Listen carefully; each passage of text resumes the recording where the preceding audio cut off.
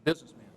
Thank you, Senator Thune and Senator Sessions. You know, when I was back in Oshkosh, Wisconsin, listening to this health care debate, I remember the president saying he was going to provide 25 million uninsured Americans with health care, and it wasn't going to add a dime to the deficit. And I have to admit, as a business person, I was somewhat skeptical of that. One thing I'd like to point out, when they passed Medicare back in 1965, they projected out 25 years and said that Medicare would cost $12 billion in 1990. In fact, Medicare cost $110 billion in 1990, 9 times the original cost. And I'm afraid that's exactly what's going to happen with this health care law.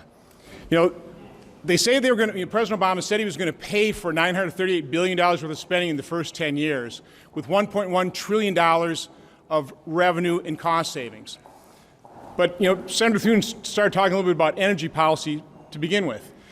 And President Obama's cure for gas prices was to what? Raise taxes on oil companies? Well, how does that work?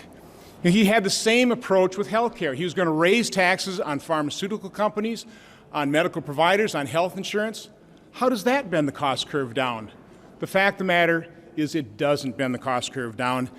And I tell you, the most dangerous understatement in terms of estimates really does have to do with the number of individuals that the CBO estimated would lose their employer-sponsored care and get put in the exchanges under highly subsidized rates. I purchased health care for the people who worked with me for 31 years. And first of all, I have to say, employers are not going to just dump their employees without having some backstop.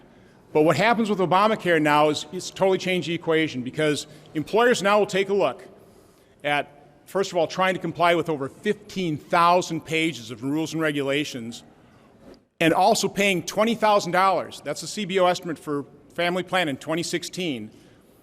Do they do that, or do they pay the $2,000 penalty? And by the way, in doing that, they're not exposing their employees to financial risk. They're making them eligible for huge subsidies in the exchanges. $10,000 if you have household income of $64,000.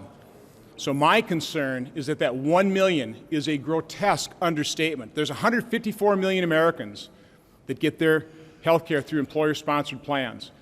McKinsey study has said 30 to 50% of employers plan on dropping coverage almost immediately.